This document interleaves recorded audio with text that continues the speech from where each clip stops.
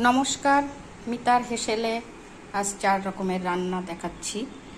তার মধ্যে আছে চিকেন কারি, শুক্তো, চাটনি, ঢেঁড়স চচ্চড়ি। ঢেঁড়স টুকরো করে কেটে নিয়েছি।